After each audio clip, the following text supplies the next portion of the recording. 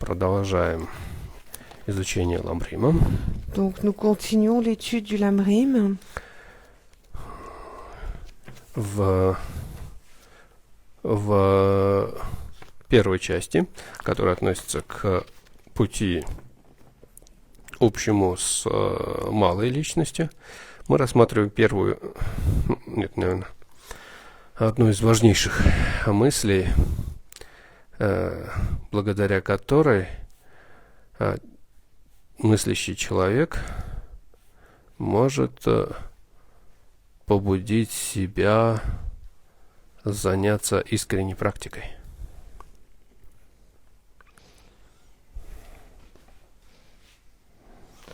Et donc nous sommes en train d'étudier la première partie qui étudie la voie commune aux personnalités d'envergure spirituelle initiale ou inférieure, et nous sommes en ce moment arrêtés à une des parties les plus importantes. Pourquoi? C'est grâce à laquelle, grâce à cette partie, à cet enseignement, qu'une personne douée de raison peut véritablement comprendre pourquoi il est important de pratiquer.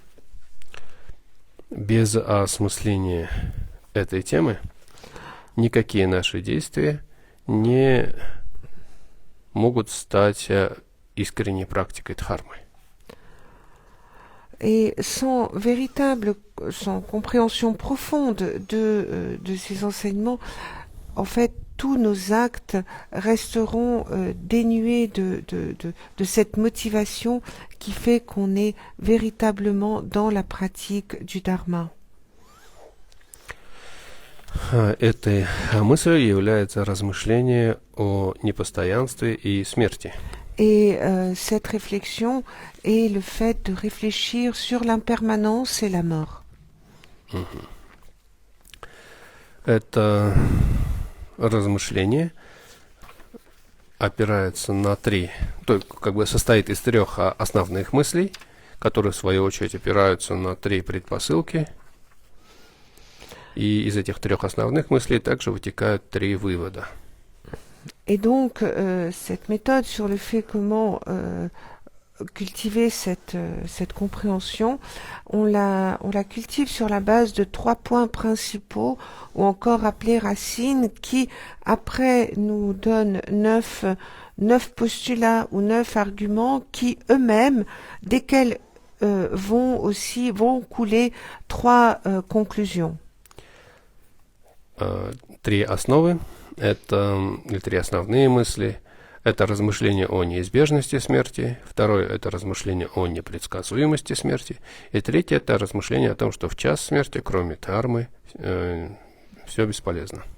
Et ces 3 points principaux, ces 3 points de base sont les suivants. Le premier est la contemplation sur la certitude de la mort. Le deuxième est la contemplation sur l'incertitude du moment de la mort, et le troisième est la contemplation que au moment de la mort tout est inutile sauf la pratique du dharma. Первое размышление мы закончили. Donc nous avons terminé le premier, qui est la contemplation sur la certitude de la mort. Сейчас мы рассматриваем второе, это размышление о непредсказуемости смерти. Là, nous sommes en train d'étudier le deuxième point, qui traite de la contemplation sur l'incertitude du moment de la mort, которая опирается на три предпосылки, на три причины. Et donc cette dernière pensée se base encore sur 3 points, 3 postulats.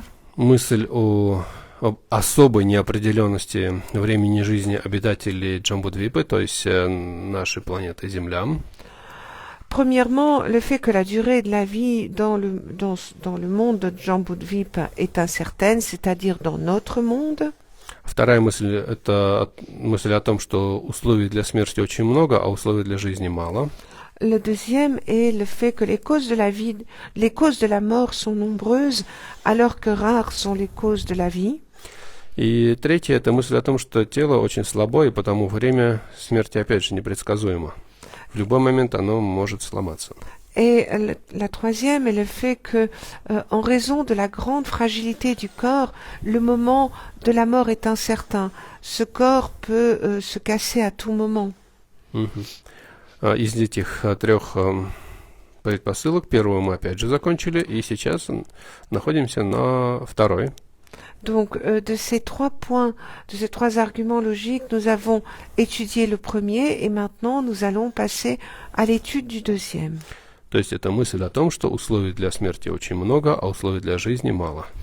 Et c'est la réflexion sur le fait que les causes de la mort sont nombreuses alors que rares sont les causes de la vie. Я каждый раз повторяю по много раз одно и то же, каждое наше занятие, для того, чтобы это запомнилось. Et je répète chaque fois au début de l'enseignement la même chose. Et pourquoi est-ce que je le fais? Je le fais pour que vous vous en souveniez. Ну, не только чтобы вы запомнили, но чтобы и я тоже запомнил. Et pas simplement pour que vous vous en souveniez, mais pour que moi aussi je m'en souvienne. Итак, у жизни много одушевленных и неодушевленных врагов. То есть пагубно ей вредят многими способами люди.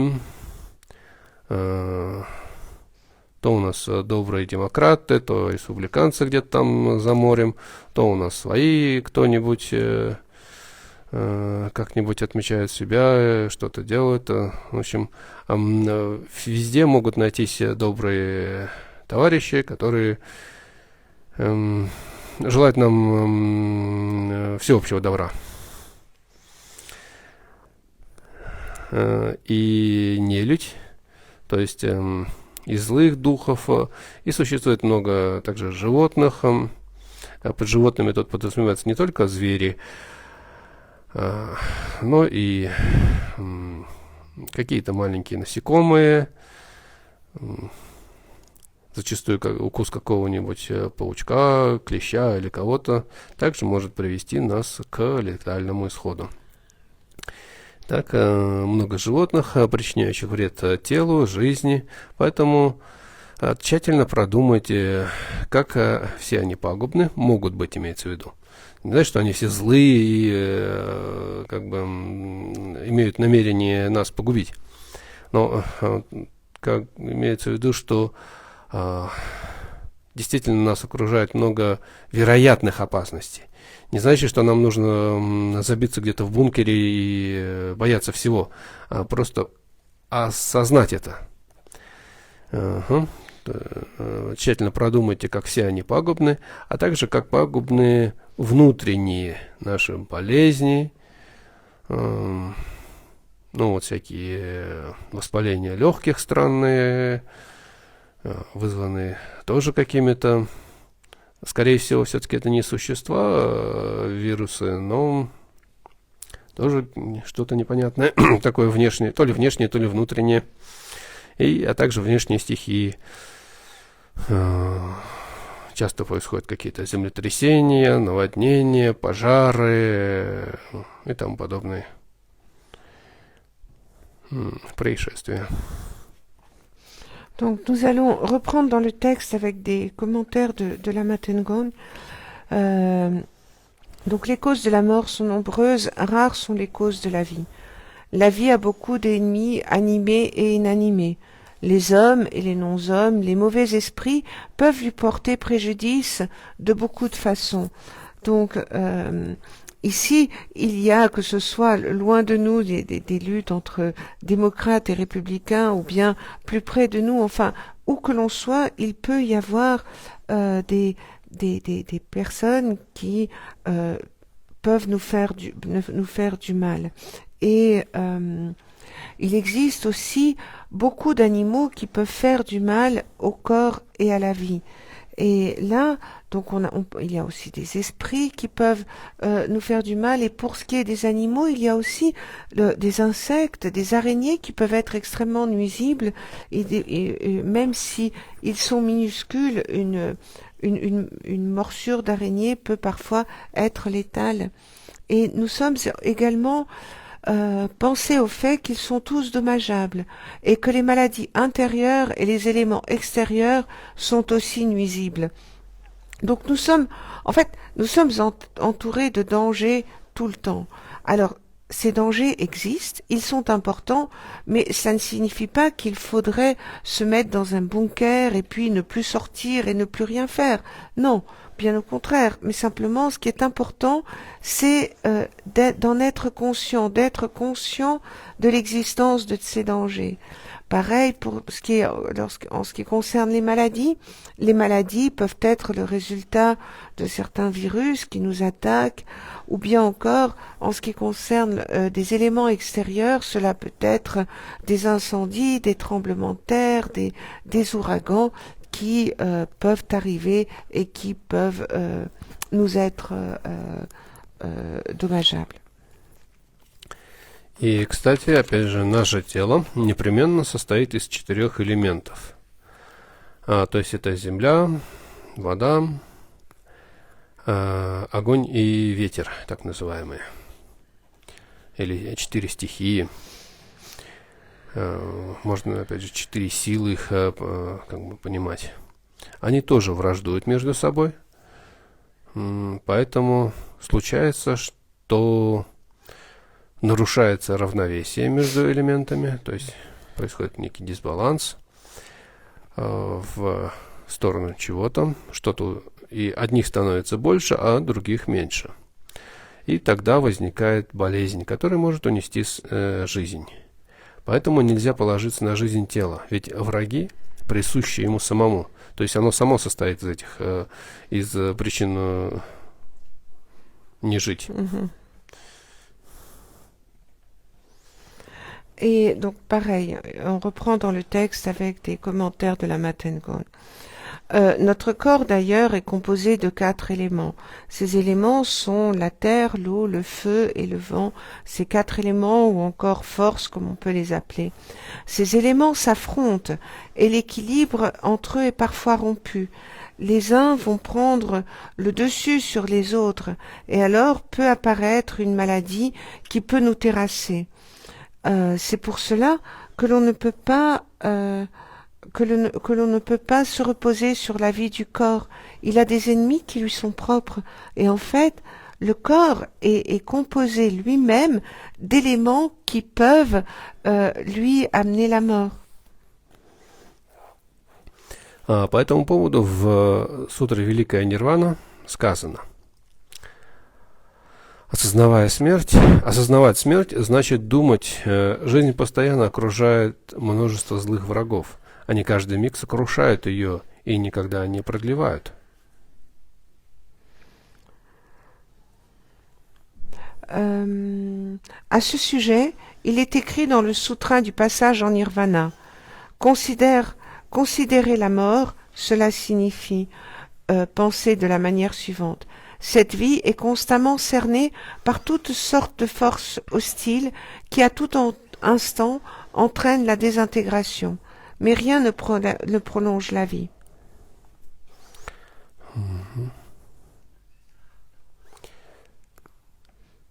То есть даже, например, мы принимаем пищу для того, чтобы поддерживать жизнь тела. Но та же самая пища изнашивает наше тело.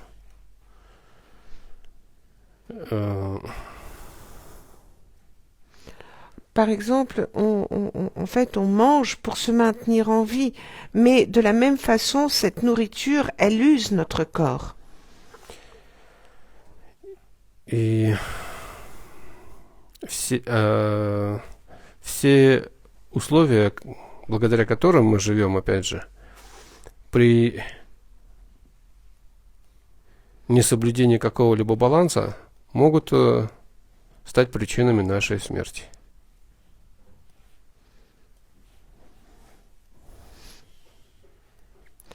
Et il en va de même en fait pour toutes les raisons qui fait que nous sommes en vie, parce qu'en fait si on ne respecte pas cet équilibre, si tout à coup cet équilibre est rompu, ces raisons qui nous donnent la vie, elles peuvent devenir les causes de notre mort. И в драгоценном ожерелье на трактате Нагарджуны сказано: «Жизнь под властью князя смерти, как светильник на ветру». То есть может погаснуть в любой момент. И светильник на ветру должен бы очень быстро погаснуть. И если он горит, то это странно. Также странно, что мы на этом все еще живем, несмотря на все окружающие нас условия враждебные. Mhm.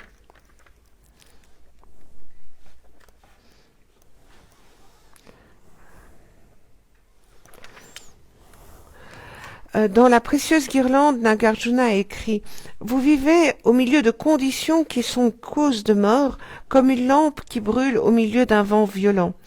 Et ici, ce que ça signifie que l'on peut, cette lampe, en fait, cette flamme, elle peut s'éteindre à tout moment.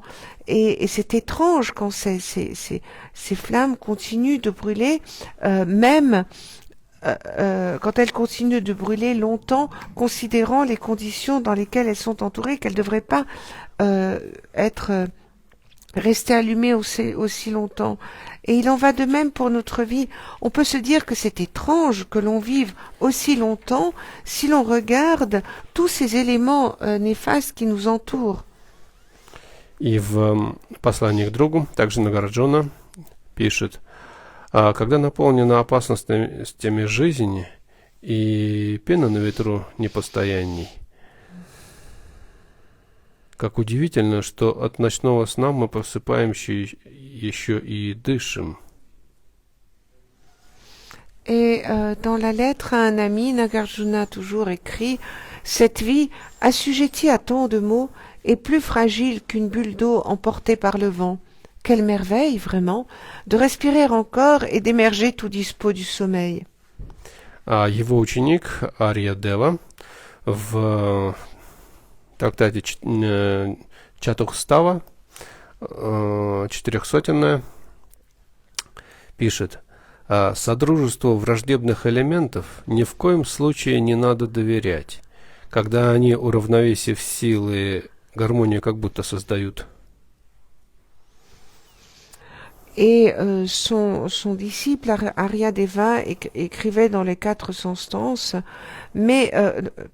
quand les 4 éléments n'ont pas le pouvoir de se nuire entre eux, on les appelle ensemble équilibrés, et le bien-être physique en résulte. Mais il n'est pas du tout juste d'appeler source de bien-être un ensemble d'éléments qui s'opposent entre eux. Дальше уже Цонгапа дает свои пояснения. Поскольку ныне время сильного проявления 5 зол, то есть то, что, наверное, уже слышали в интернете такое слово, Кали-юга, сейчас идет, у существ ничтожно мало накопления мощной благой кармы для долгой жизни. Пища и прочие лекарства тоже слабы и мало способны излечивать болезни. Пищевые продукты после переваривания трудно усваиваются из-за ослабления способности восстанавливать великие элементы тела, но если и усваиваются, пользы от них мало. Запас накопленных добрых дел мал, а дурных огромный. Поэтому и сила читаемых мантр и прочего уменьшилась, из-за чего очень трудно продлить жизнь и тому подобное. То есть ритуалы и практики по продлению жизни эффективны, но уже не так эффективны, как когда-то.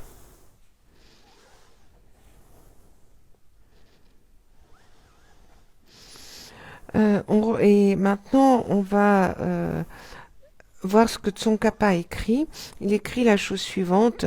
Compte tenu du fait que nous vivons dans ces temps de dégénérescence et de fortes manifestations des 5 dégénérescences impures, et là, la Matengon disait, vous avez certainement entendu ou lu dans l'internet, entendu parler de l'ère de Kali, et donc les êtres, pendant cette période, on reprend dans le texte, les êtres ont une quantité infime de karma positif accumulé pour une longue vie.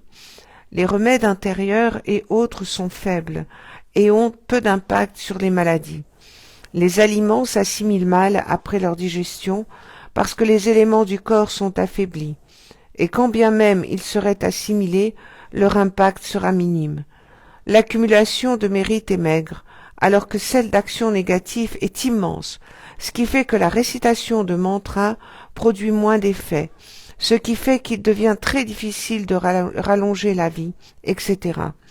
Et en fait, ce que dit Lama Tengon rajoute, c'est que les rituels et les pratiques qui permettent d'allonger la vie continuent à être efficaces, mais ils le sont beaucoup moins qu'auparavant. Но и среди условий жизни нет таких, которые не стали бы условиями смерти. Et on continue dans le texte, et même dans nos conditions de vie, il n'en est pas qui ne pourrait pas devenir à un moment cause de mort.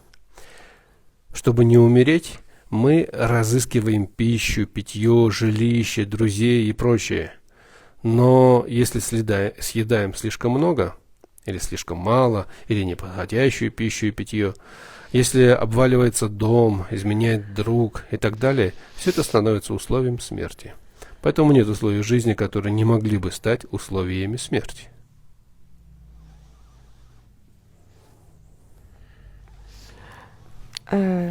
Et même dans nos conditions de vie, il n'en est pas qui ne pourrait pas devenir à un moment cause de mort.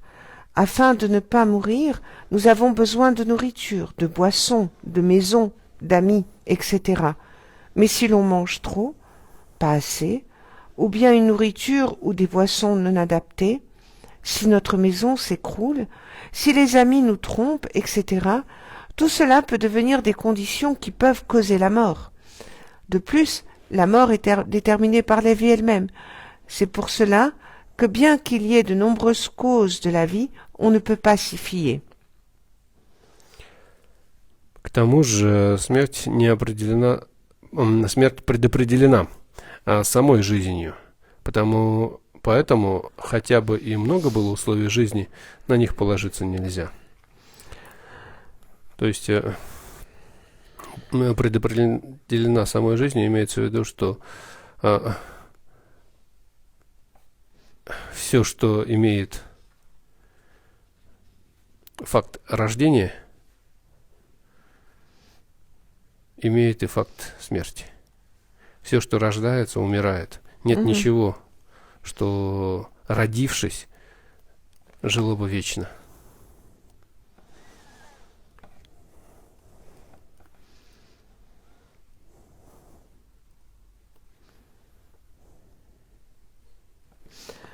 De plus, comme on l'a dit, la mort est prédéterminée par la vie elle-même.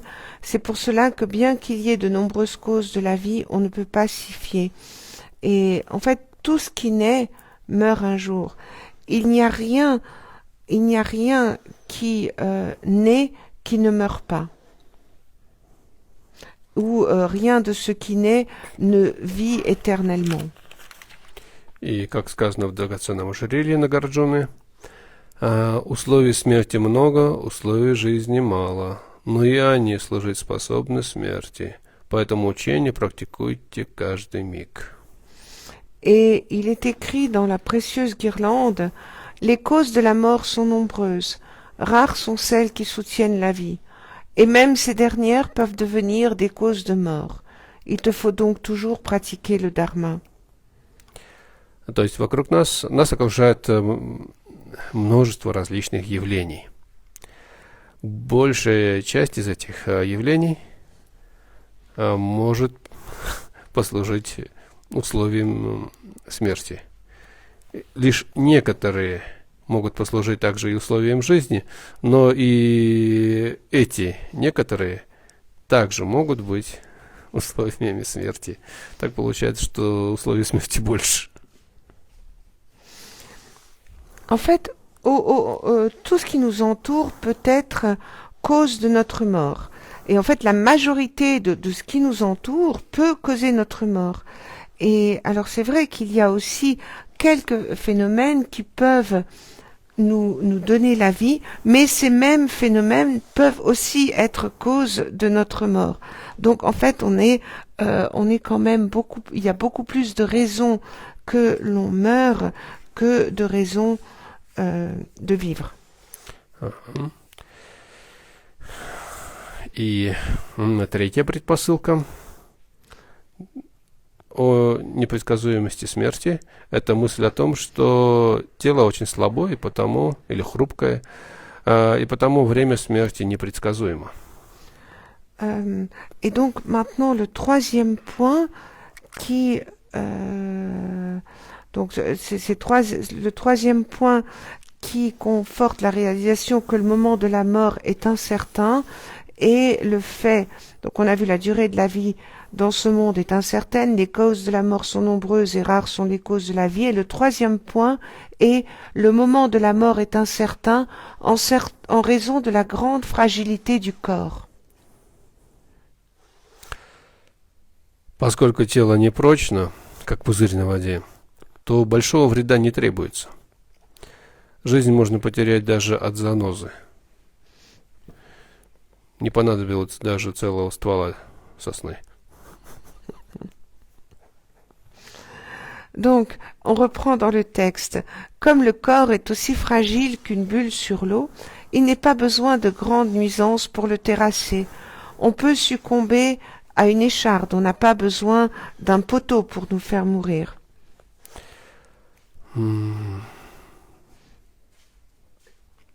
Поэтому любые факторы смерти очень легко могут нас одолеть. Et c'est pour cela que les facteurs de la mort peuvent facilement nous faucher. То есть это может быть и какая-то испорченная еда, это могут быть какие-то бактерии на тех же самых шипах или занозах.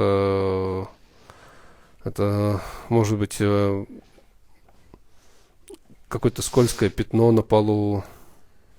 Мы подсказываемся, ударяемся именно той точкой на голове, где кость была не очень прочной. То есть много всего, что может случиться. И вроде бы какая-то мелочь, но жизнь при этом легко потерять. Et en fait, ça peut être de la nourriture avariée, ça peut être des bactéries qui se mettent sur cette écharde, qu'on se plante dans la main, qui s'infecte.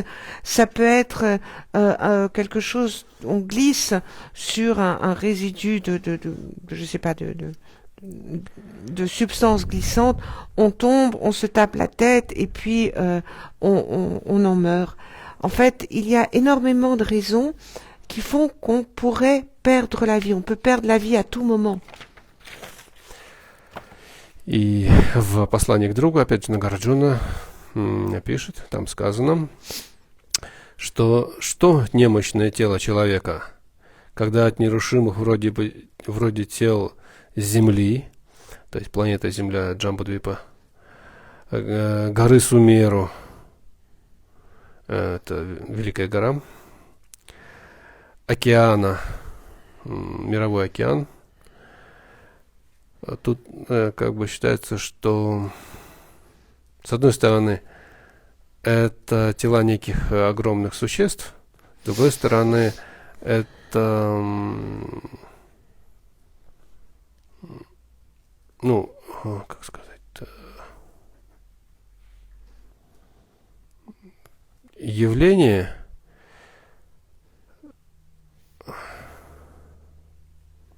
но это не важно.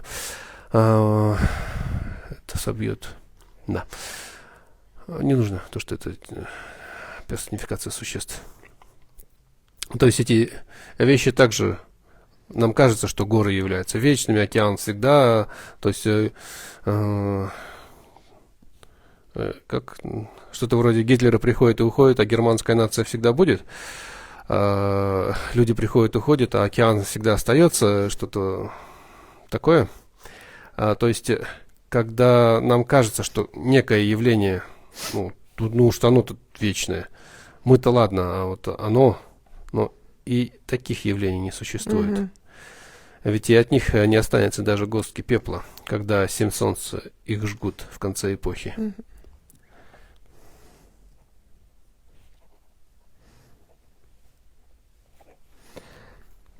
Et donc on reprend dans le texte avec un commentaire de la Matengon. Donc là, ainsi qu'il est écrit dans la lettre à Kashnika, ah non, pardon, dans la lettre à un ami de Nagarjuna, il est écrit: quand sous l'ardeur des 7 soleils se consumeront la terre, le mont Mérou et les océans, ils ne laisseront même pas la moindre cendre, alors que dire de ces frêles êtres humains? Et en fait, c'est vrai qu'on a l'impression parfois que si les êtres humains changent, ont une durée de vie plus courte que, par contre, les éléments, les montagnes, les océans, tout ça, ça va pas bouger. On a aussi parfois l'impression que, par exemple, il peut y avoir un être comme Hitler est arrivé, mais que les Allemands, lui, il est passé. Par contre, les Allemands, c'est une nation qui va toujours rester. Eh bien non, c'est pas comme ça. C'est même les montagnes, même les océans ne sont pas permanents. Tout est impermanent. Même eux, un jour, vont se désintégrer ou être réduits en poussière. Нам часто кажется, что вот мы такое великое существо, мы имеем такие-то и такие-то возможности, мы можем совершить то-то и то-то, своротить горы, там, повернуть реки вспять и так далее. Но представим свой размер рядом с размером планеты, на которой мы живем. Вдруг мы себя как-то там не видим. А наша планета рядом с Солнцем. И вся Солнечная система. А эта маленькая Солнечная система где-то на краю галактики. И эта галактика в скоплении галактик. Тут получается уже, что ведь и это скопление галактик является непостоянным, и оно когда-то схлапывается. Оно конечно. То есть даже если вот эти гиганты, рядом с которыми нас не то что не видно, а нас там и помыслить сложно в этой пропорции. Они непостоянны. То что уж говорить о какой-то мелочи, как мы. Et on a l'impression parfois qu'on peut faire plein de choses, qu'on peut bouger des montagnes, on a plein de possibilités, plein d'énergie, mais en même temps, si on se compare à notre planète, qu'est-ce que l'on est, nous, par rapport à la taille de notre planète? On est très peu de choses. Et si l'on compare la taille de notre planète par rapport au Soleil, et si après on se dit, dans le système solaire, quelle est la place qu'occupe notre planète? Et ce système solaire, notre système solaire, il est au bord de la galaxie. Et après, il y a encore plein d'autres galaxies qui existent. Donc finalement, même ces galaxies qui nous semblent être éternelles, elles ont une fin. Donc si on réfléchit à tout ça, on se dit que finalement on est invisible dans tout cet univers, et on a bien et c'est difficile même de nous imaginer au sein de tout cet univers. Qu'est-ce qu'on est? On est très peu de choses. В конце такого размышления многократно проявите твердую решимость практиковать дхарму именно с этой минуты, не надеясь, что еще имеете время, ибо неизвестно, когда владыка смерти, по-моему, его все-таки Руа де ля Морт, а не сеньор де ля Мор. Почему? Он вроде бы Руа. Ну,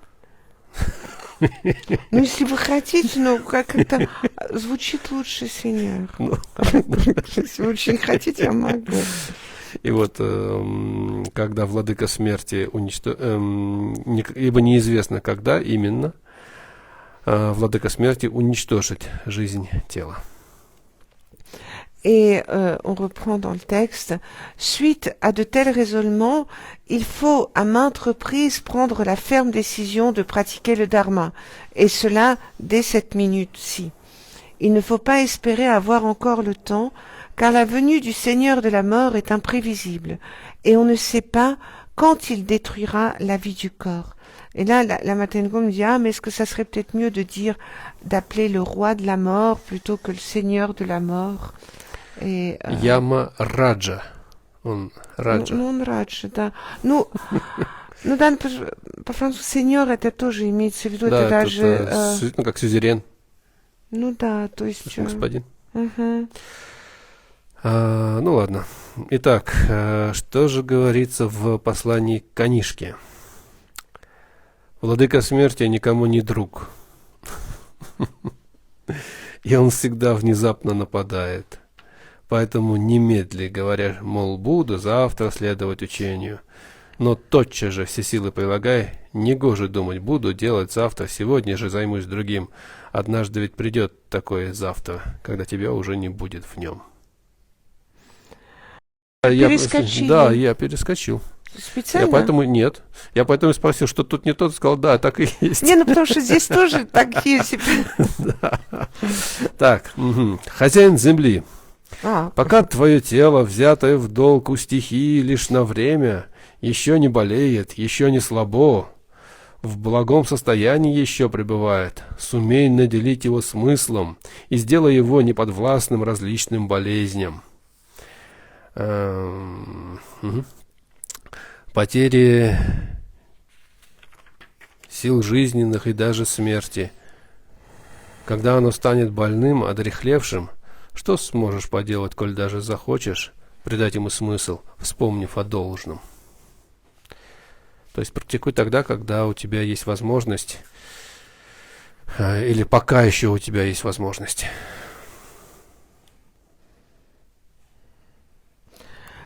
Et donc le maître, on reprend dans le texte, et le maître des yogis Sri Jagan Mitra, on peut aussi appeler Mitra Yogi, Mahasitra Mitra, mais ce n'est pas le même Mitra que l'on trouve en Iran. Et donc ici, le maître des yogis, Sri Jagan Mitra, dit dans la lettre à Chandra Raja, Seigneur de la terre, tant que ce corps que tu as emprunté est encore en bonne santé, sans maladie et intact, prends pleinement l'essence de cette vie. Défais-toi de la peur et de la maladie, de la mort et de la dégradation, car quand la maladie, la vieillesse et le déclin seront sur toi, tu te souviendras peut-être de la pratique, mais que pourras-tu faire alors? Et en fait, ce que ça signifie, c'est qu'il faut que tu pratiques quand tu peux encore le faire, parce qu'après c'est trop tard. Из размышления о самой важной из трех основ, о непредсказуемости смерти, как раз и происходит направление ума на наделение жизни смыслом, то есть направление ума на практику дхармы. Поэтому усердствуйте в этом размышлении. Et grâce à la réflexion sur le plus important des trois points racines, à savoir l'incertitude du moment de la mort, on dirige son esprit sur le fait de donner un sens à la vie. Et c'est là qu'intervient la pratique du dharma et qu'elle est importante. Et c'est pour cela qu'il faut s'y adonner.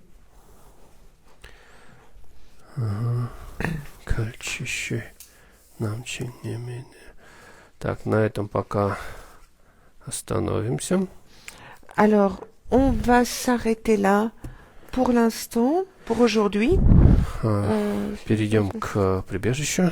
Et on va reprendre la prise de refuge.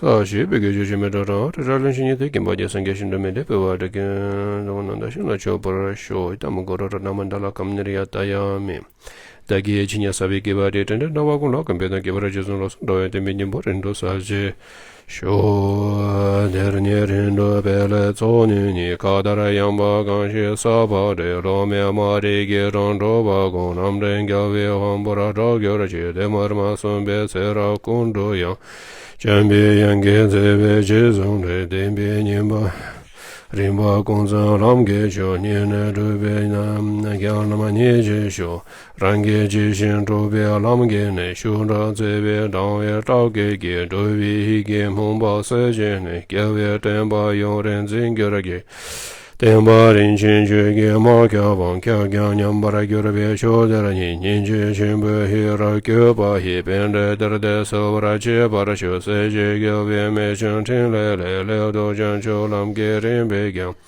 다르도 남게 힐라 베데르신 갸베 제바린도 겐겨라제 람산 제베 정겐도 게진 게진 세제 메다메메고 세라공도 갸베 화바히 남다 람던도 와람하 겨라제 간세 대바쇼라 추주주 수신도라 좀바데체 토데 남게 다도 도지신 다시 강수 주공 껴겨르지.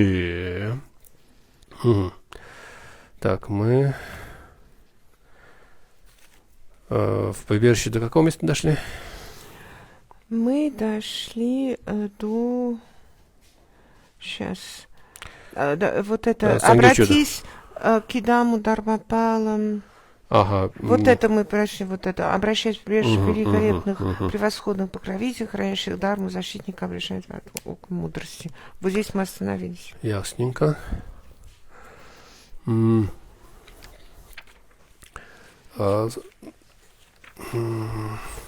На этом месте, собственно, заканчивается отдельно выделенная, можно сказать, часть, собственно, обращения к прибежищу. Et donc on reprend là où on s'était arrêté hier et la semaine dernière, et à cet endroit-là se termine, enfin c'est là que ça se terminait la prise de refuge, proprement dite. Дальше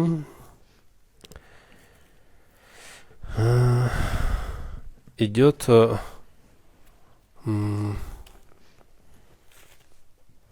махаянское обращение к прибежищу с порождением Бодхичитты. Et après, on entame sur la prise de refuge du Mahayana avec le fait d'engendrer l'esprit d'éveil ou la bodhicitta. Следующие две части, наверное, не то чтобы это куплеты были, то есть здесь одно четверостишее, и потом будет побольше, чем четверостишее. Два раздела, два параграфа, наверное, так их назовем. Можно назвать так, что первый параграф — это порождение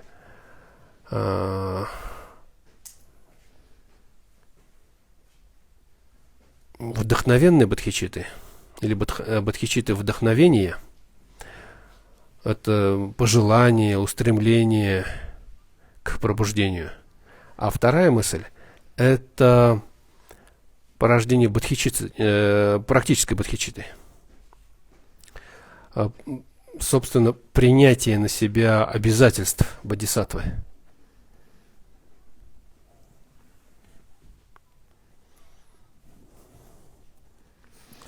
Et donc, on va avoir dans les deux parties suivantes, ou les deux paragraphes suivants, donc dans le premier, on va parler de la bodhicitta, mais de l'inspiration, le fait d'avoir le fait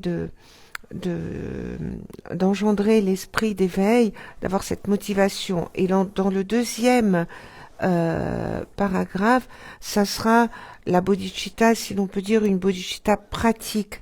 Ça veut dire que l'on va prendre par là même, c'est cette responsabilité que l'on va prendre sur ses épaules, la responsabilité de prendre la bodhicitta, d'engendrer l'esprit d'éveil.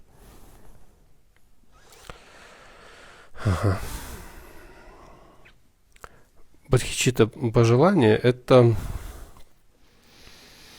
очень важное. Без этого пожелания, без этого вдохновения, стремления не будет никакого действия.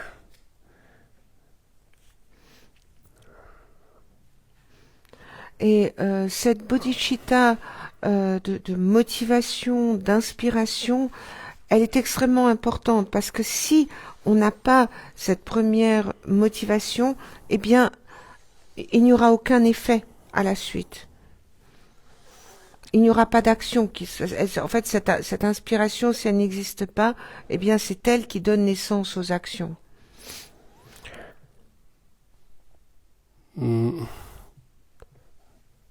Но без последующего за ней действия она также не сможет принести той пользы, какую могла бы.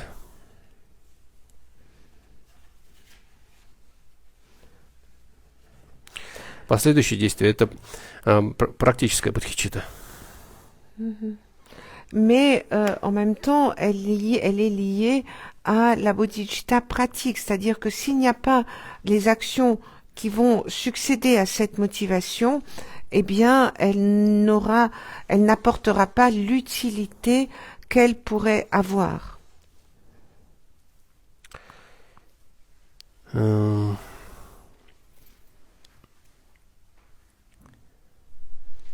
Как, например, если мы решили пойти в поход, вот пока мы сидим на диване, смотрим в окно и думаем, вот хорошо пойти в поход, мы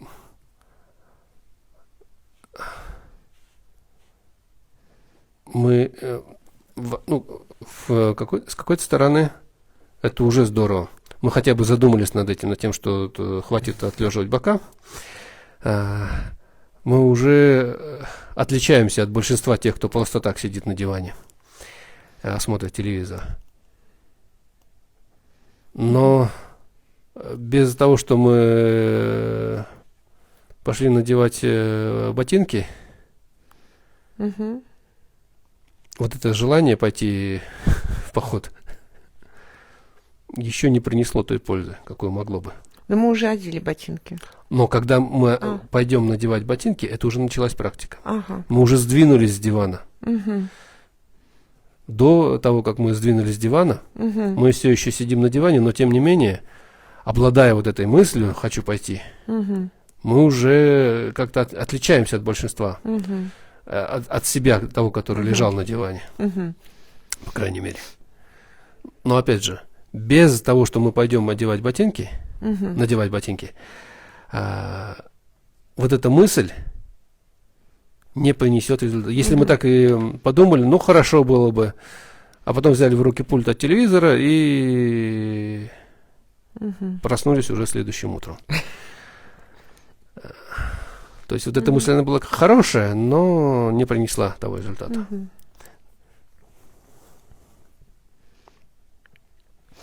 Et par exemple, c'est comme si lorsqu'on décide de partir, d'aller faire une randonnée ou d'aller marcher, et on se dit tiens, il faut aller marcher, mais on est assis sur le divan et se dit bon ben on va aller, il faut aller marcher. Donc déjà par le fait de se dire qu'on va aller marcher, on se différencie d'une autre personne qui serait assise sur le divan et qui resterait assise sur le divan sans réfléchir au fait d'aller marcher. Et c'est déjà bien, on se différencie de celui qui est juste assis sur le divan en train de regarder la télé. Mais tant qu'on n'a pas bougé, tant qu'on ne s'est pas levé pour aller mettre des chaussures pour aller marcher, eh bien, ça reste au niveau de cette motivation, mais qui n'est pas encore liée à l'effet suivant. Et c'est vrai, si on reste avec cette pensée à l'esprit de se dire, tiens, ça serait bien d'aller marcher, et puis qu'on reste assis sur le divan, et puis sur le canapé, qu'on prend la télécommande, et puis qu'on continue à regarder la télévision et qu'on se relève et qu'on se réveille le lendemain matin, mais là, effectivement, notre pensée, qui était qu'on se disait ça serait bien d'aller marcher, elle n'aura pas, elle n'apportera pas le résultat escompté.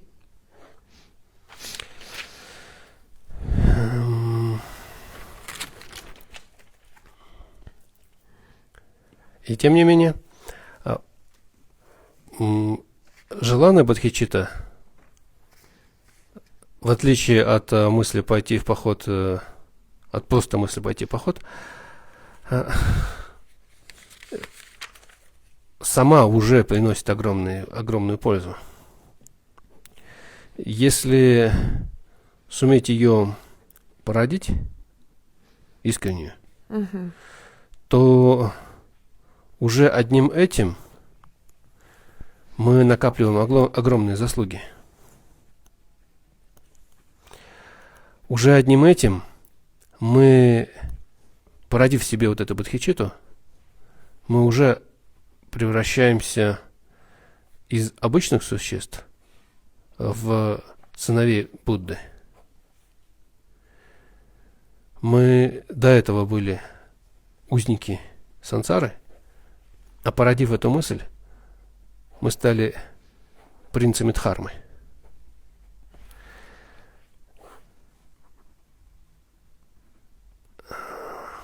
Пока мы наделены этой мыслью, любые наши действия, когда мы начинаем что-то делать, становятся практикой бодхисаттвы.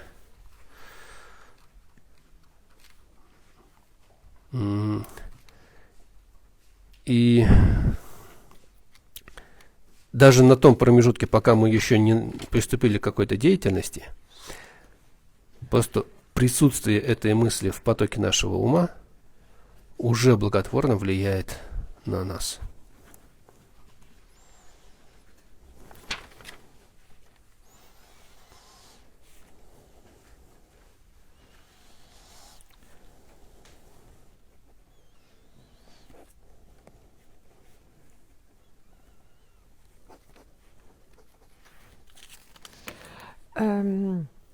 Mais rien que le fait de cette bodhicitta d'intention, si elle est sincère, si elle est véritable, elle peut déjà nous apporter beaucoup de mérite. Rien que le fait d'engendrer cette pensée sans être encore passé à l'action, ça fait que l'on devient déjà un fils de Bouddha. Avant le fait d'avoir cette pensée, nous étions des prisonniers du samsara. Grâce à cette pensée, on devient des princes du dharma. Et le fait que cette pensée soit présente en nous, ça fait que chacune de nos actions devient une pratique du bodhisattva. Et même si l'on n'est pas encore dans des actions concrètes, mais le fait que cette pensée soit déjà engendrée par notre esprit, elle fait que le fait que cette pensée entre dans notre flux de pensée, dans notre continuum, ça fait que ça a déjà des résultats extrêmement positifs. Ага. И вот это четверостишие, с помощью которого совершается этот ритуал порождения бодхичитты, считается, что его автором является Атиша. Было несколько переводов этого четверостишия. Они мало отличаются друг от друга. Отличие только лишь, наверное, в третьей строчке. перевода на тибетский, санскрита. Сейчас мы используем тот вариант, который предложен его святейшеством Далай-ламой. И, например, вот на недавних учениях, которые он давал в день схождения или спуска Будды Шакьямуни с небес, ритуал порождения Бодхичитты был проведен на основе этого четверостишия.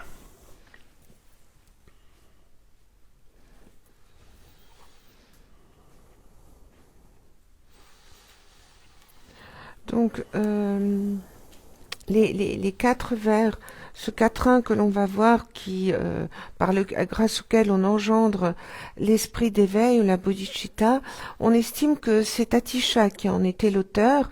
Alors, il y a eu quelques variantes, quelques variantes de traduction du sanskrit en tibétain.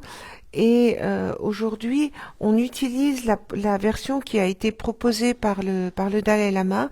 Et il n'y a pas longtemps, lorsque Sa Sainteté a donné des enseignements sur à l'occasion du jour où le Bouddha Shakyamuni était descendu des cieux, eh bien, on l'avait, il y a eu le rituel pour engendrer l'esprit d'éveil et prendre les vœux de Bodhisattva, et tout ce rituel a été fait sur la base de ce quatrain-là et sur la base de cette version.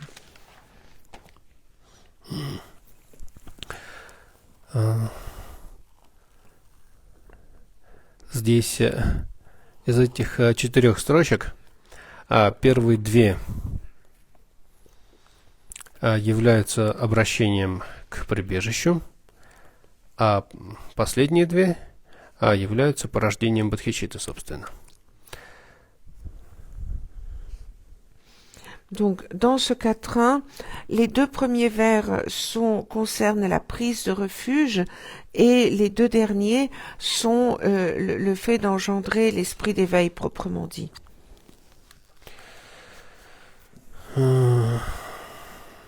Обращение к прибежищам.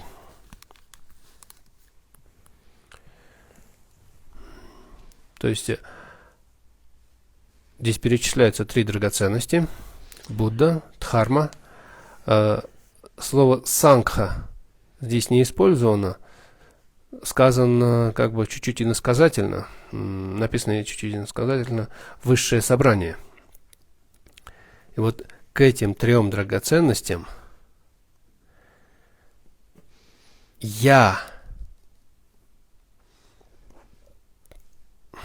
здесь присутствует слово я. Слово я, ну или в оригинале это был атма. Оно стоит в предложении, как бы я обращаюсь к прибежищу этих 3 драгоценностей до самого пробуждения. Но тут идет отсылка к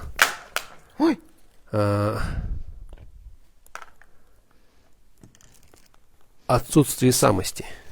Ой, подождите.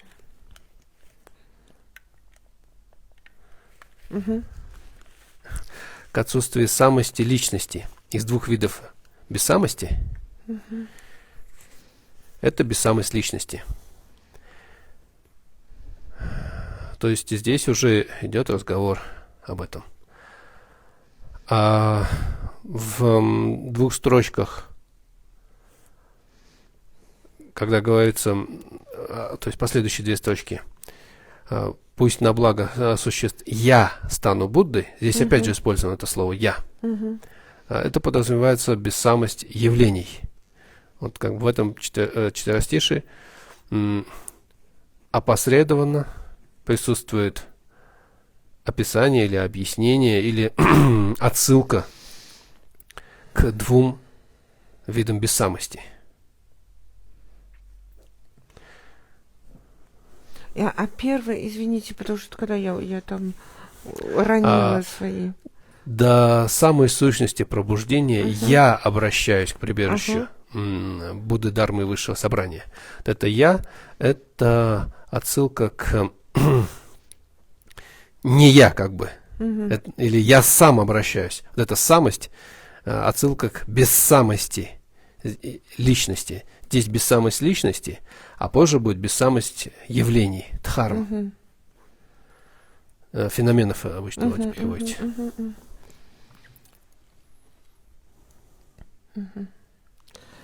Donc, ну мы их не читаем, вот эти. Вы сначала их объясняете, а потом вы их прочтете.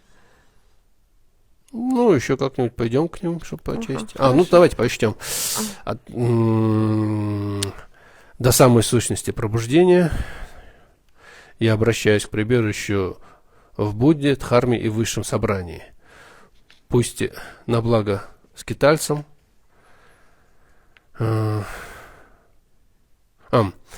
пусть совершением даяния и прочих накоплений на благо скитальцам я стану Буддой.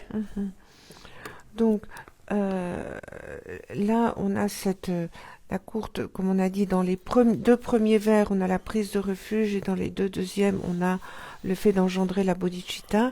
Donc, cette courte prise de refuge et l'engendrement de l'esprit d'éveil, ce sont les vers suivants. Jusqu'à l'obtention de l'éveil, jusqu'à l'obtention de l'éveil, je prends refuge dans le Bouddha, le Dharma et la communauté suprême. Puissais-je, par la générosité et les autres vertus accumulées, atteindre l'état de Bouddha pour le bonheur de tous les êtres. Donc ici, il y a deux choses. On prend tout d'abord refuge dans les trois joyaux, mais ici, dans cette version, on n'utilise pas le mot sangha, on utilise on la désigne comme la communauté suprême. Donc je prends refuge dans le Bouddha, le Dharma et la communauté suprême. Donc là, on fait référence à ces trois joyaux. Ce qu'il y a aussi, ce qu'il faut avoir à l'esprit, c'est que à deux reprises, on a je. Donc je prends refuge et plus loin, on puissais-je par la générosité et les autres vertus accumulées. Donc ici, on va avoir dans ce texte, ça fait référence aux deux types de vacuité. En fait, on fait tout d'abord référence dans je prends refuge, ça fait référence à la vacuité de la personne elle-même, et puis dans les deuxièmes deux vers, ici on fait référence à la véritable nature des phénomènes, à la vacuité des phénomènes.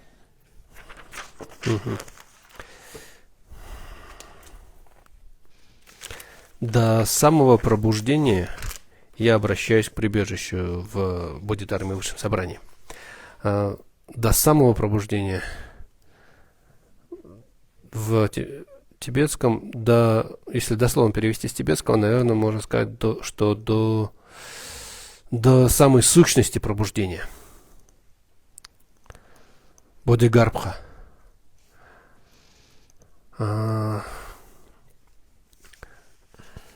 Бодхидая, наверное. Сущность пробуждения. Их несколько. То есть несколько явлений, которые можно назвать сущностью пробуждения. Например, относительная внешняя сущность пробуждения или сердцевина пробуждения. Это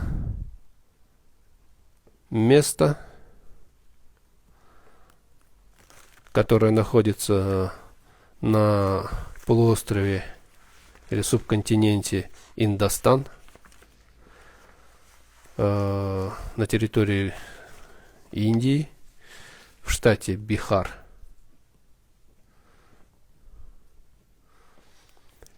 Иначе называемая Ваджрасана, ваджрный трон, алмазный трон. Но сейчас большинство называют его Бодхгая. Это внешняя относительная сущность пробуждения. Почему? Сейчас. Это внешняя. Внешняя относительная. Потому что все Будды благой эпохи, вся 1000 с лишним Будд, которые придут к нам на Землю за эту эпоху, все они будут являть подвиг пробуждения только в этом месте или на этом месте. Каждый 4 тех, кто уже пришел, все они приходили на это место, пришли на это место для демонстрации этого подвига. И те, кто еще придет, все они также придут именно на это место, ни на какое другое.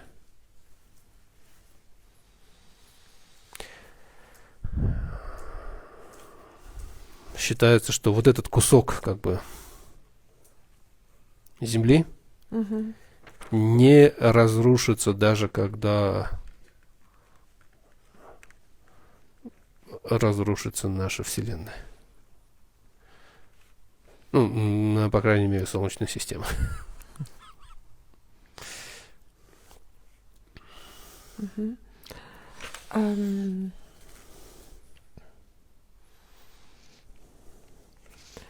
Donc, ici, у меня просто могу, потому что я там переводила вот наши 2 бодхичитты, но здесь у меня другая терминология. Могу уточнить, чтобы это было... Donc, avant de traduire ce que dit Lama Tengon, je voulais juste une petite précision sur les 2 types de bodhicitta. Je ne sais plus, on les appelle aussi, on a eu dans la bodhicitta relative, on a la première qui était la bodhicitta, comme j'ai dit, de motivation, on l'appelle aussi bodhicitta d'aspiration, et la deuxième, c'est celle de mise en œuvre, ce qu'on appelle pratique, mais elle s'appelle aussi bodhicitta de mise en œuvre.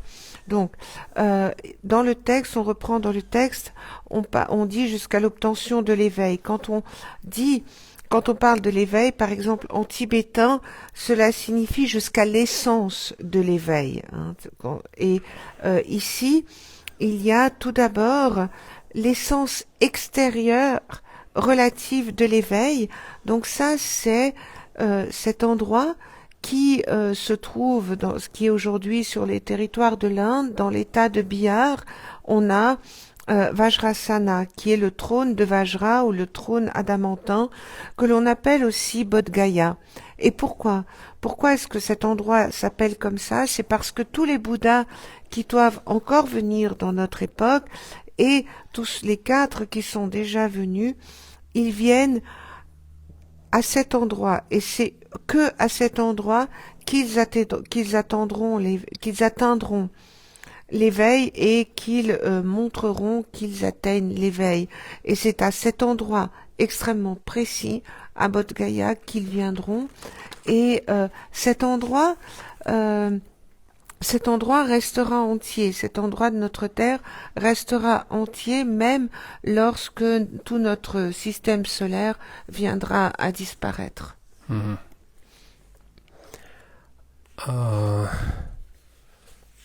Абсолютная внешняя сущность пробуждения —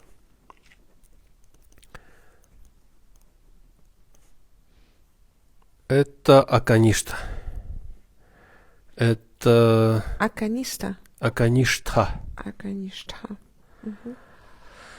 Ну да, в принципе, по произношению санскрита в нашей традиции это Аканиста, да. Ну, ладно. Сейчас все пишется Аканишта.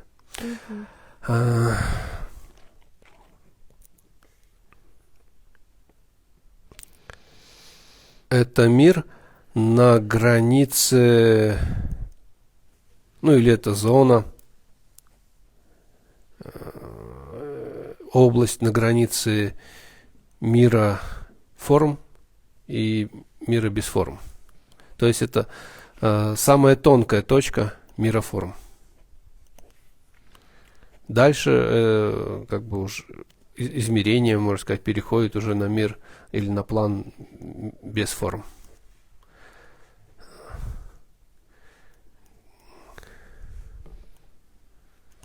Угу.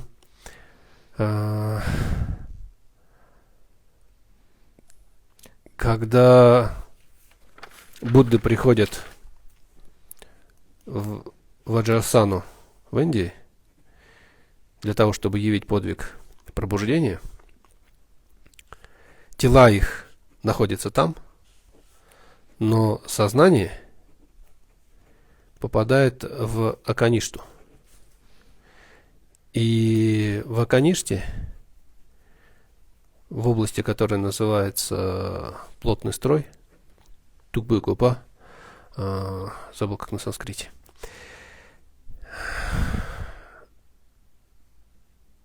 все Будды совершают абхишеку этому новому. Они возводят его на трон, инаугурируют, коронуют как Будду.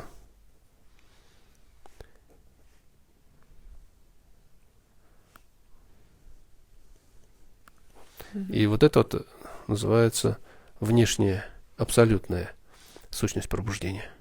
Вот это место. Et après, donc,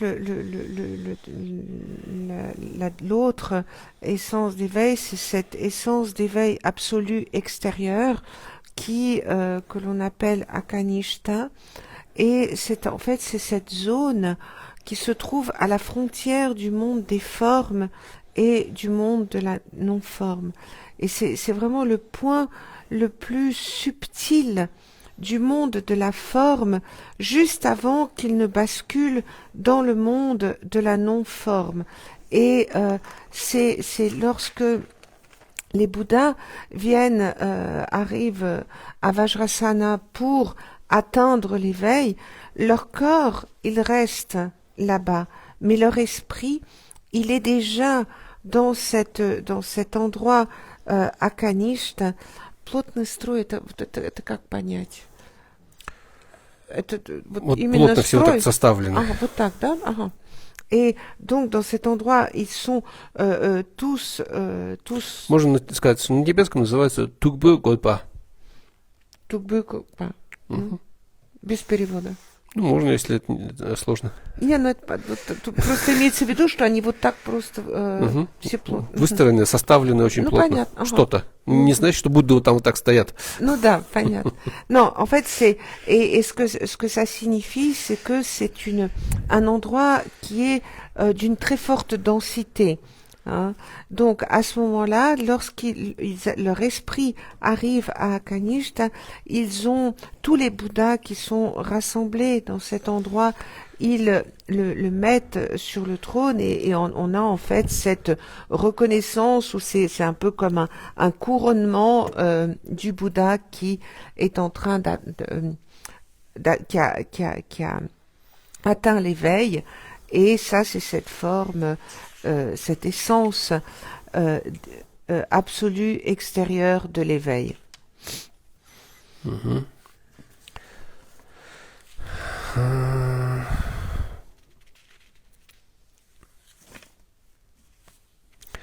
Внутренняя ваджрасана или внутренняя сущность пробуждения – это процесс внутри потока ума.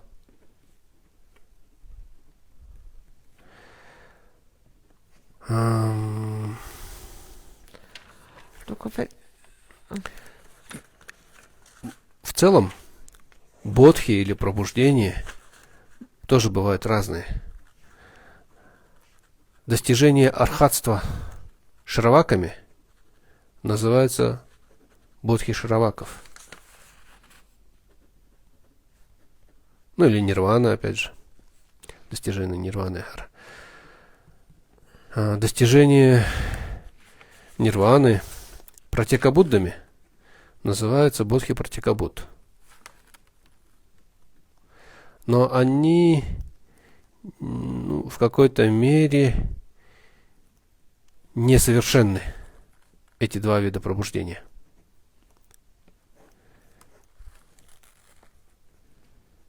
Пробуждение совершенного Будды, оно как бы является, оно, будучи совершенным, является как бы сущностью из всех видов пробуждений. Поэтому оно называется, как бы, так и называется. И когда существо достигает этого состояния совершенного Будды, достигает этой сущности пробуждения, это и есть внутренняя сущность пробуждения.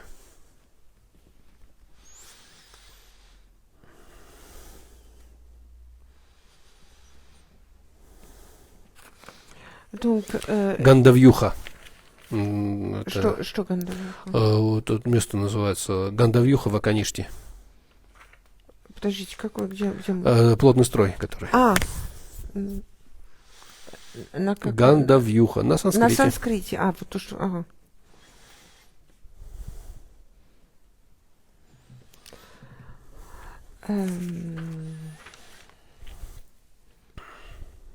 Juste, quand on parlait de cet endroit dans Akanishta qui était d'une forte densité, en sanskrit, ça se dit Gandavyuha.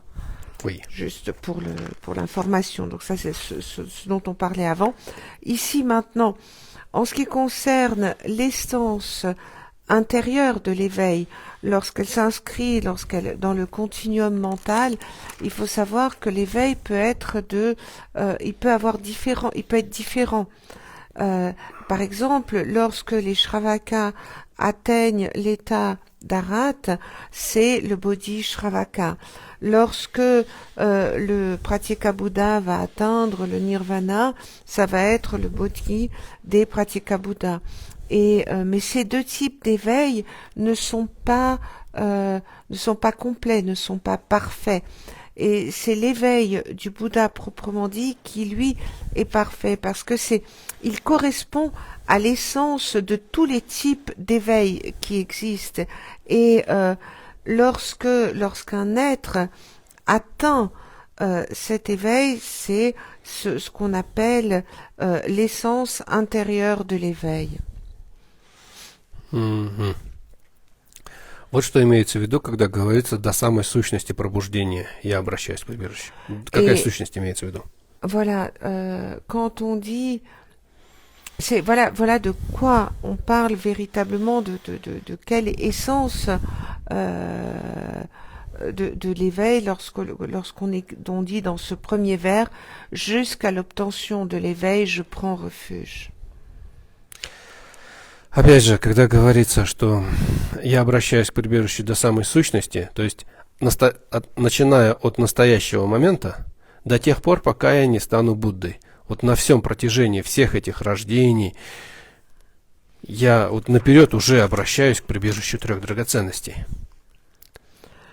Et ici, cela signifie que c'est vraiment quelque chose qui va commencer maintenant et ça va se prolonger jusqu'au moment où on va atteindre l'éveil, ce qui peut prendre on peut avoir plusieurs vies, plusieurs renaissances, mais tout au long de cette période, on va prendre l'éveil on va prendre refuge pour pouvoir atteindre cette essence de l'éveil. Таким образом, это на самом деле серьезный проект. Et en fait, on peut dire que c'est un projet assez sérieux que l'on est en train d'initier. Опять же, когда мы говорим не просто «я обращаюсь к прибежищу до самой смерти», вот начиная с данного момента, до тех пор, пока я жив, я обращаюсь к прибежищу. Это общебуддийское прибежище. А когда мы говорим, начиная с этого момента, до тех пор, пока я не достигну пробуждения, я обращаюсь к прибежищу в трех драгоценностях, это махаянское обращение к прибежищу. Плюс к тому же, когда мы говорим, все это же самая фраза, я обращаюсь к прибежищу до самого пробуждения или до самой сущности пробуждения. Мы ищем прибежище как в трех драгоценностях, вот, которые как бы вот три драгоценности, то, что мы воспринимаем, так и в том Будде результате, которым мы станем. То есть я, вот нынешний, я ищу прибежище во мне будущем. То есть в том Будде, которым я стану, я тоже ищу прибежище. Он тоже является моим прибежищем. Это как прибежище в результате.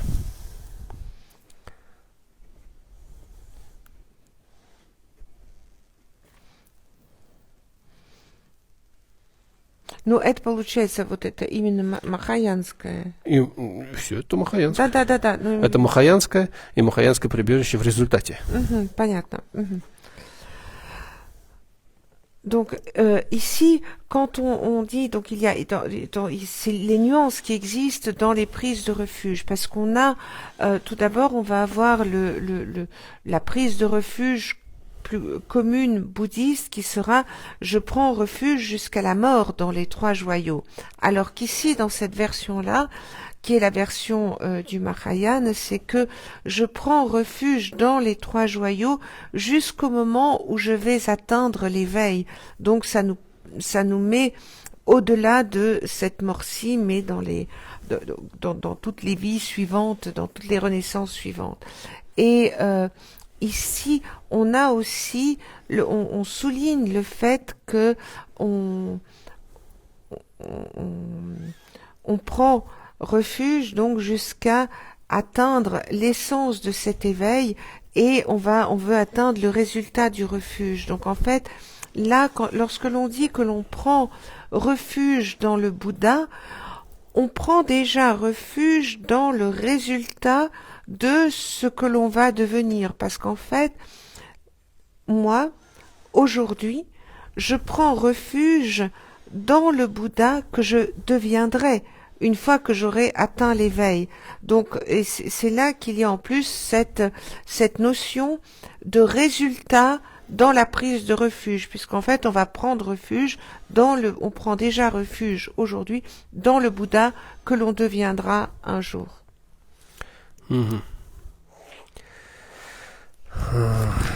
Вторая половина. Donc, la deuxième moitié. Пусть накоплениями от совершения даяния и прочего на благо скитальцам я стану Буддой. Это вариант перевода, предложенный его святейшеством.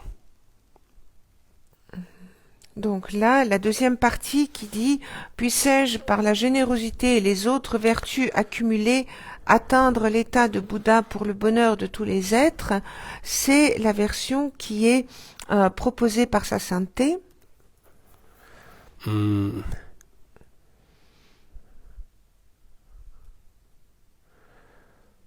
Был вариант «Пусть заслугами от совершения даяния и прочего на благо скитальцам я стану Буддой».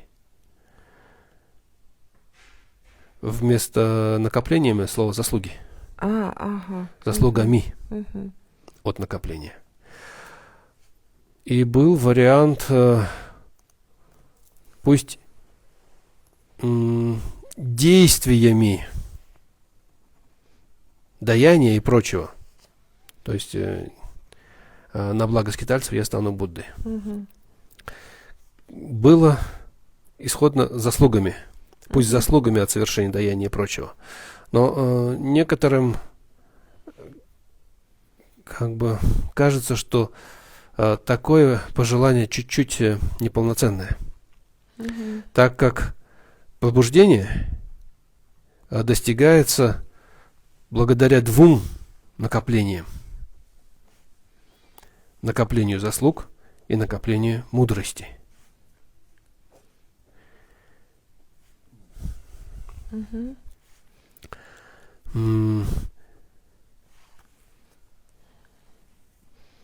одно без другого не может довести до совершенного пробуждения. Это как два крыла у птицы. Птица с даже переразвитым одним крылом все равно не сможет летать. Ей нужно два крыла. Также и для достижения пробуждения необходимы эти два крыла. Накопление заслуг и накопление мудрости.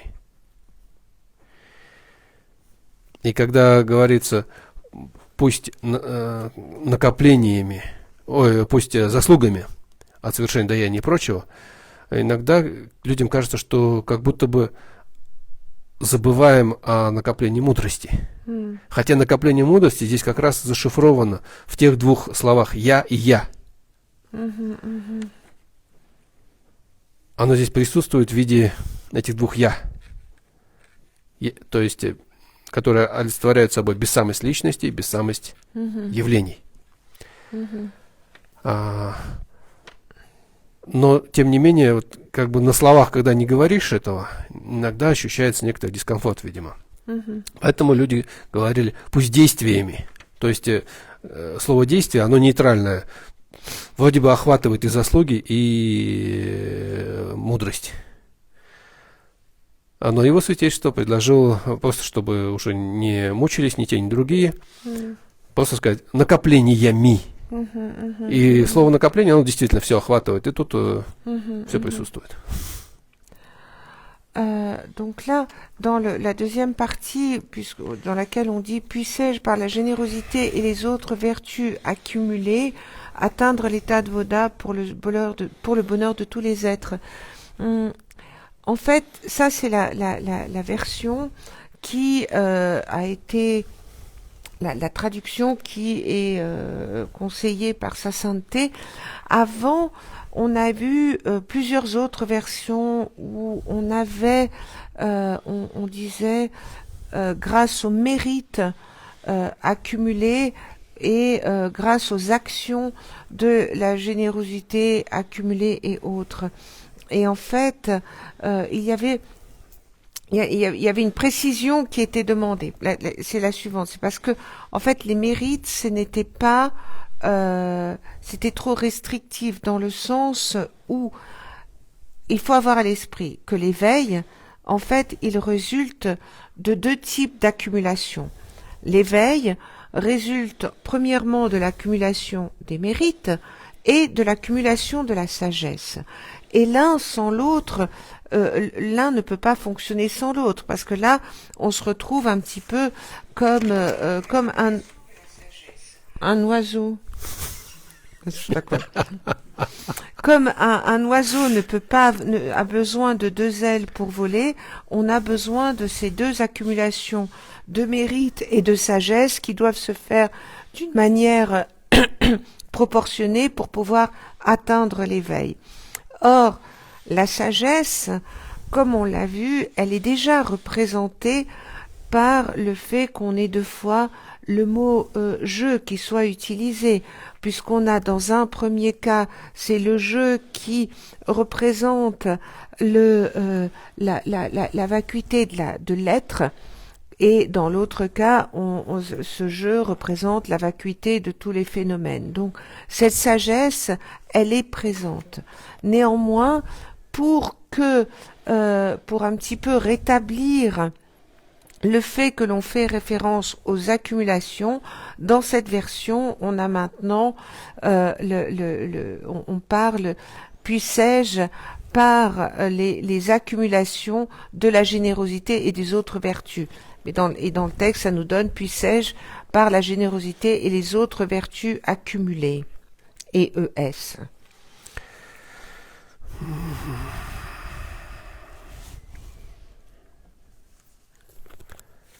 Ага.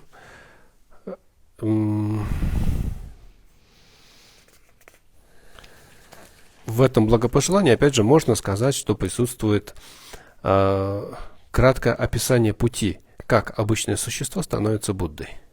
Et ici, on peut aussi voir dans ce quatrain une description de la voie qu'emprunte un être ordinaire pour devenir Bouddha.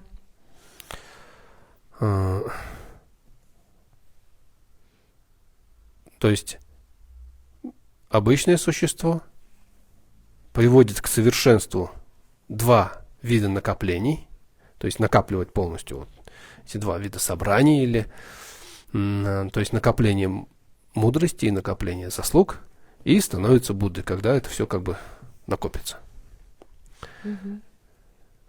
Обычное существо, два накопления, Будда. Вот как бы 3 этапа, все очень просто. En fait, c'est très simple. Il y a 3 étapes, c'est très très simple. Il y a première étape, un être ordinaire. Deuxième étape, il accumule les 2 types d'accumulation de la sagesse et des mérites. Et après, troisième étape, il devient Bouddha. C'est extrêmement simple. Угу. Но тут еще сказано от совершения даяния и прочего. Mais ici, on parle aussi du fait de pratiquer la générosité et autres. Угу. Это описание тех действий, которые совершаются для накопления, для этих 2 собраний или для собирания этих 2 накоплений. Et en cela, on décrit les actions qui sont nécessaires pour pouvoir effectuer ces 2 types d'accumulation. Под прочим, в основном подразумеваются остальные из 6 параметров, первый из которых указано – даяние. Et en fait, lorsque l'on parle des autres vertus, c'est les 5 autres paramitas et des 6 paramitas, on a ici indiqué que la première qui est la générosité. И среди 6 параметров мы видим, первое – это даяние, затем нравственность, усердие, терпение, усердие, сосредоточение и мудрость.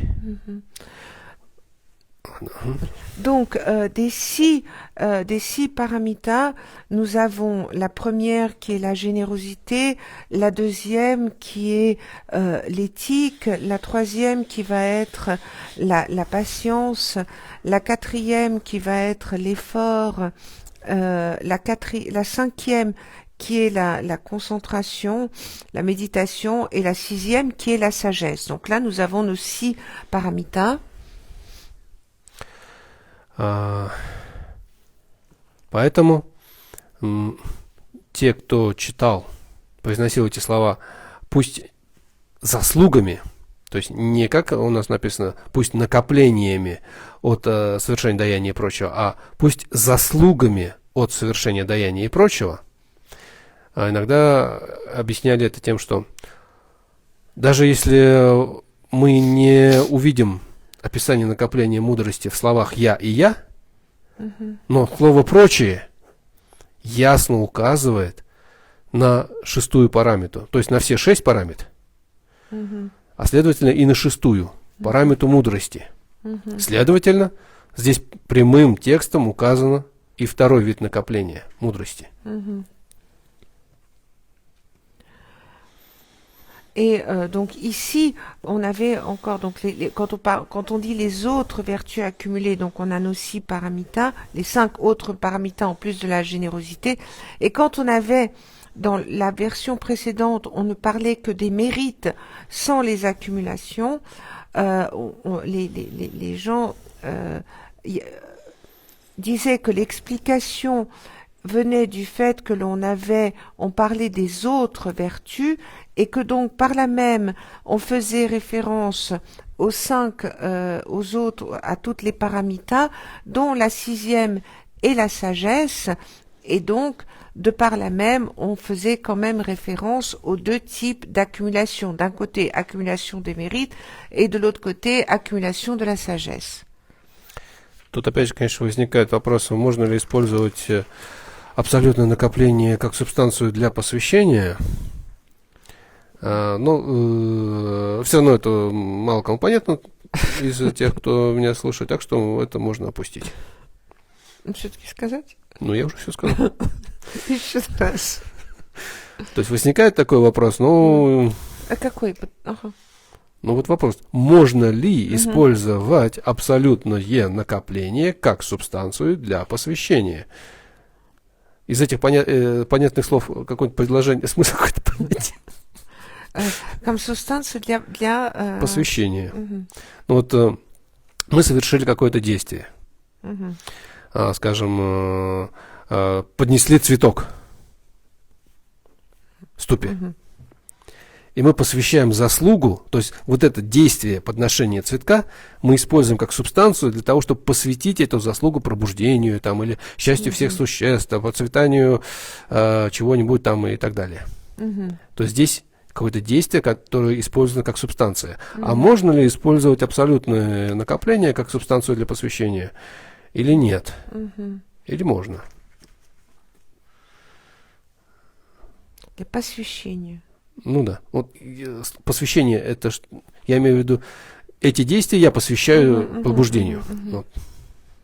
По-моему, все запутаем. Лучше давайте это опустим.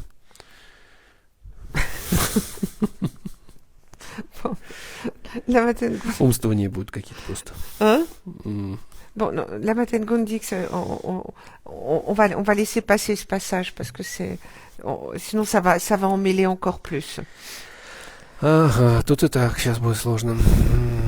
Parce que là, de toute façon, ça va devenir compliqué, donc autant ne pas compliquer encore plus.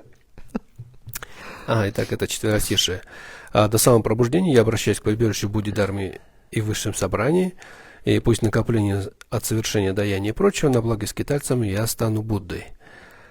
К тому моменту, когда мы это произносим, это уже происходит после того, как мы обратились к прибежищу Будди, Дharме, Сангхе, в Гуру, Будди, Дharме, Сангхе, Идамах и Дхармапалах.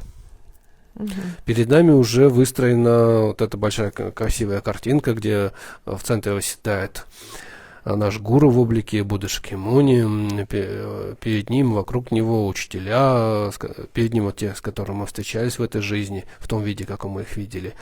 А справа и слева там учителя линии преемственности, сверху также располагаются те, кого мы знаем. Кого не знаем, тоже можно. Вокруг располагаются различные идамы разных тантр, потом 1000 Будд, там,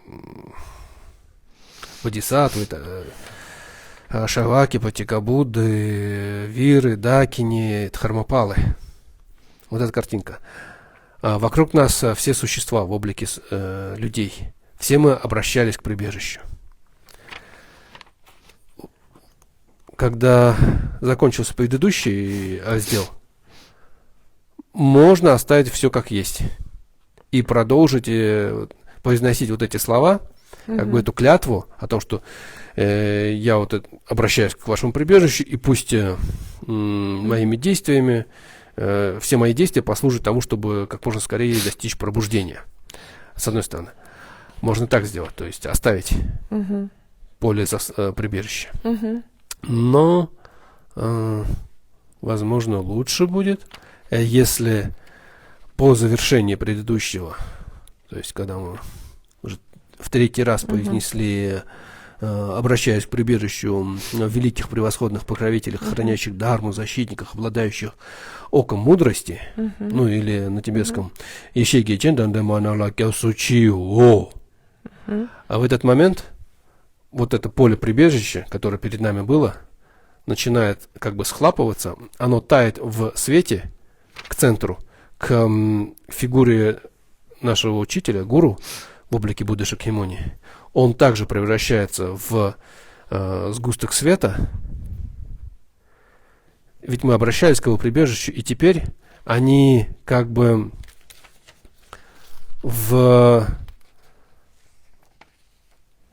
испытывая к нам величайшую любовь, они тают в этой любви, тают в этом сострадании к нам, милосердии к нам. Вот в виде света они собираются в один сгусток. Наш гуру также превращается в этот свет. И этот свет, как луч, попадает к нам в межбровье И вся эта любовь всех объектов прибежища вливается в нас как благословение. Получив это благословение, вот мы решаем не только как бы обратиться к прибежищу, но и идти путем Махаяны. И произносим вот То есть, вот они нас благословили. Все это растворилось, превратилось, точнее, растаяло в свете, превратилось в этот свет, растворилось в нас, дало нам этот толчок, как бы это вдохновение.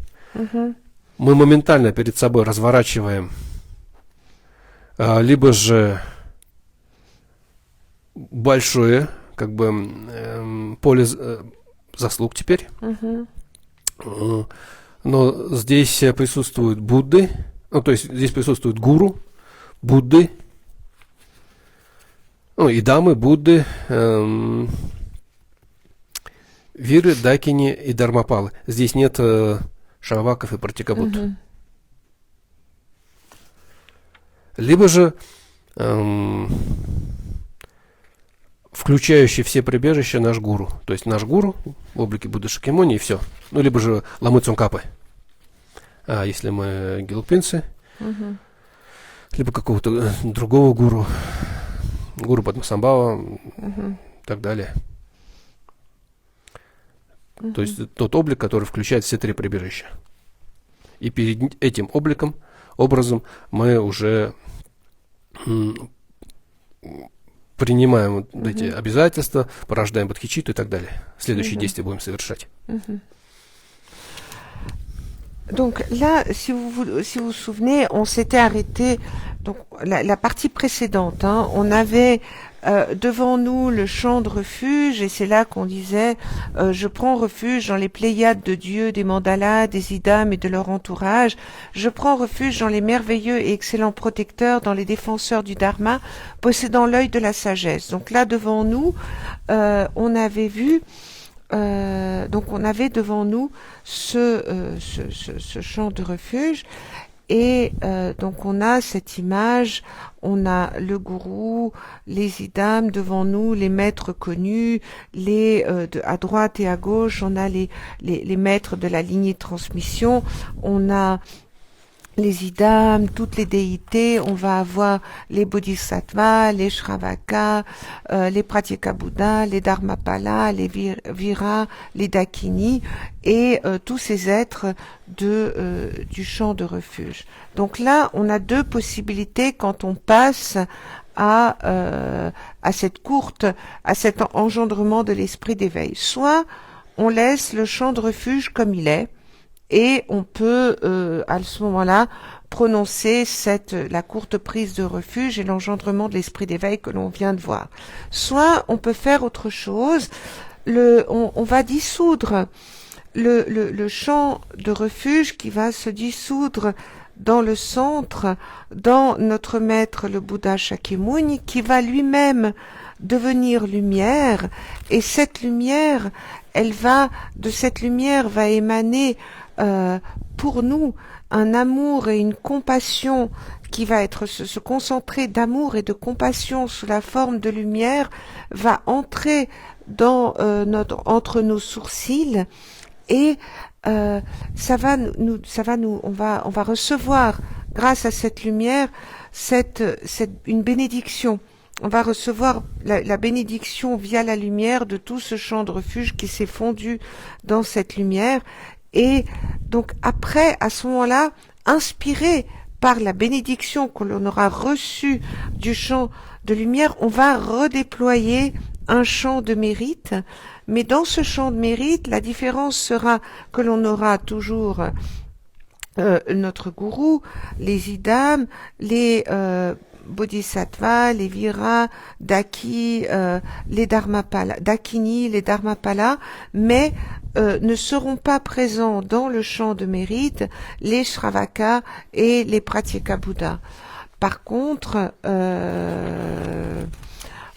ou bien sinon, on peut, si on veut pas faire le chant de mérite, le visualiser dans son entier, on peut le redéployer sous la forme de notre gourou, qui sera soit le Bouddha Shakyamuni, ou bien l'Ama Tsongkhapa pour les Gelug, et donc ce gourou qui rassemble en lui les trois, ou le gourou, oui, Padmasambhava, et il va se rassembler dans les trois joyaux, et c'est là que on pourra engendrer l'esprit d'éveil avec cette visualisation.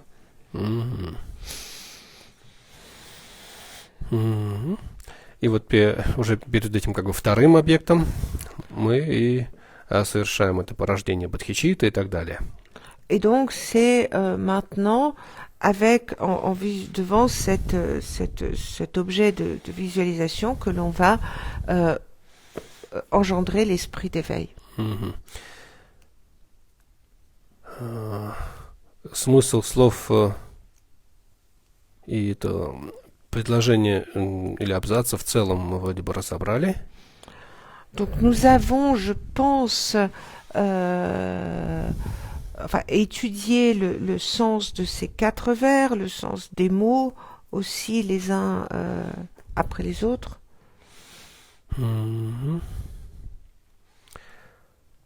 Ну, наверное, на этом пока остановимся. Следующий сюжет рассмотрим на следующей неделе.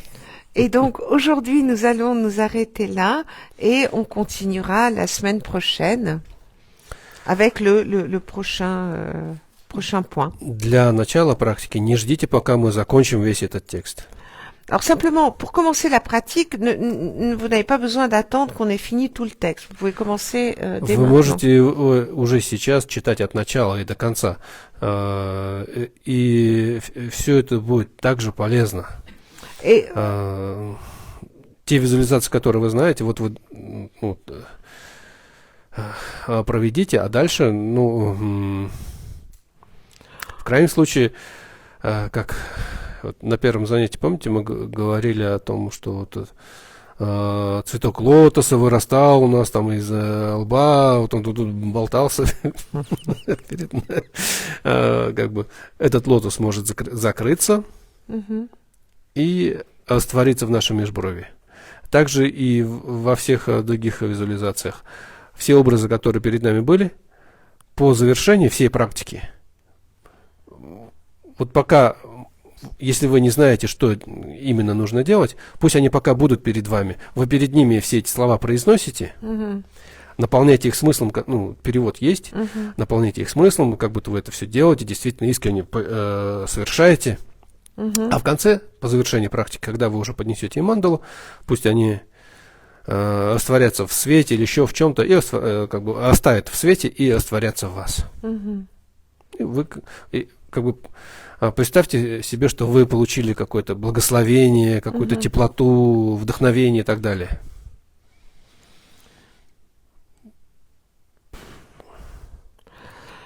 donc là,